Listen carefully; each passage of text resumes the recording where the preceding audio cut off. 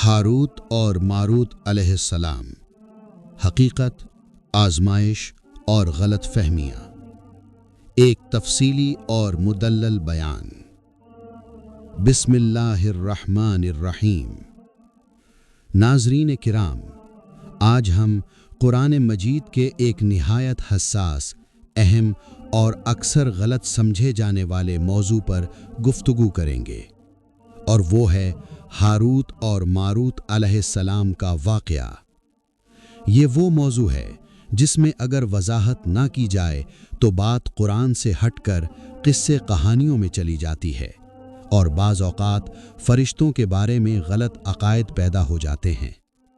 इसलिए आज हम कुरान की रोशनी में अहले सुन्नत के अक़ीदे के मुताबिक और मोतबर मुफस्सिरीन की वजाहत के साथ इस मौजू को समझने की कोशिश करेंगे।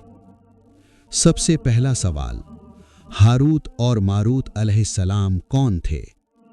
कुरान मजीद के मुताबिक हारूत और मारूत अलैहिस्सलाम दो फरिश्ते थे जिन्हें अल्लाह ताला ने बाबिल के इलाके में भेजा। ये कोई आम भेजना नहीं था, बल्कि ये इंसानों के लिए एक आजमाइश थी। कुरान का वाज़ेह बयान।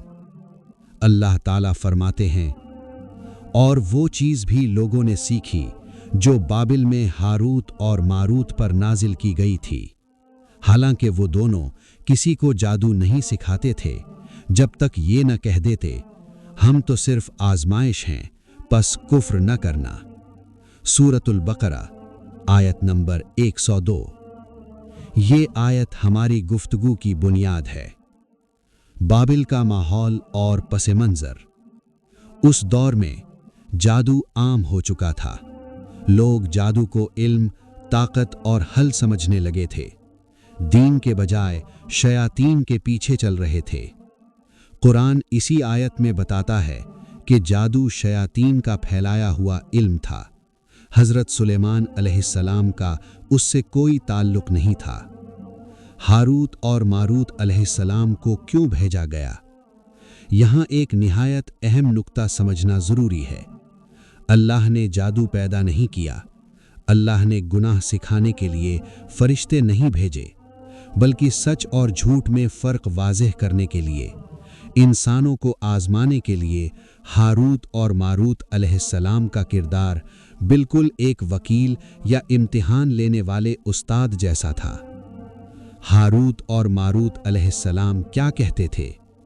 ये बहुत अहम जुमला है। हम तो सिर्फ आजमाइश हैं, कुफ्र न करना। यानी हम तुम्हें मुतनब्बिह कर रहे हैं, ये इल्म ख़तरनाक है, इसका इस्तेमाल कुफ्र तक ले जा सकता है।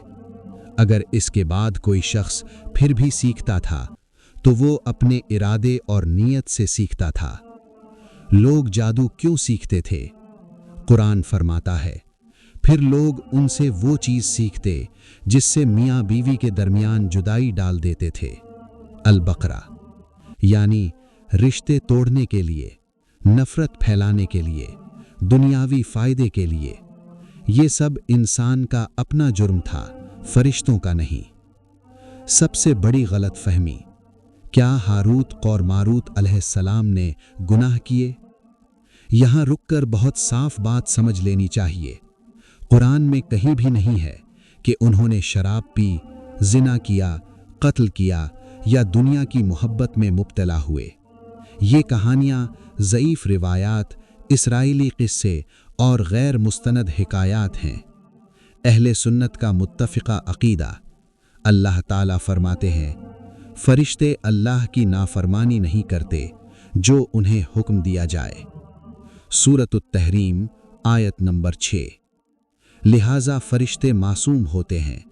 उन पर गुनाह का इल्ज़ाम लगाना अक़ीदे का मसला बन जाता है। मुफस्सिरीन किराम की वज़ाहत। इमाम इब्न कसीर रहमतुल्लाह अलैह फरमाते हैं, हारूत व मारूत से मुताल्लिक़ गुनाहों वाली रिवायात या तो ज़ईफ़ हैं या काबिल एतमाद नहीं। इमाम राज़ी रहमतुल्लाह अलैह फरमाते हैं, असल मकसद इंसानों की आजमाइश था, न कि फरिश्तों को गुनाह में डालना। इमाम कुर्तबी रहमतुल्लाह अलैह फरमाते हैं, قرآن کے ظاہر پر ایمان رکھا جائے، اضافی قصوں سے بچا جائے۔ اس واقعے سے ہمیں کیا سبق ملتا ہے؟ ہر علم فائدہ مند نہیں۔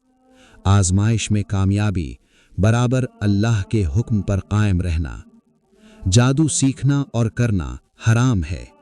اصل حفاظت ایمان، ذکر، قرآن اور اللہ پر توکل۔ آج کے دور کے لیے پیغام: آج بھی لوگ تعویذ، کالے جادو، عاملوں اور جھوٹے پیروں کے پیچھے جاتے ہیں۔ ہاروت اور ماروت کا واقعہ ہمیں خبردار کرتا ہے۔ خبردار، یہ آزمائش ہے، کفر نہ کرنا۔ ناظرین، ہاروت اور ماروت کا واقعہ کوئی داستان نہیں بلکہ ایک عقیدے کی آزمائش ہے۔ جو قرآن کو مضبوطی سے پکڑ لے وہ گمراہی سے بچ جاتا ہے۔ اللہ تعالی ہمیں صحیح عقیدہ، صحیح علم اور ہر آزمائش میں ثابت قدمی عطا فرمائے۔ آمین۔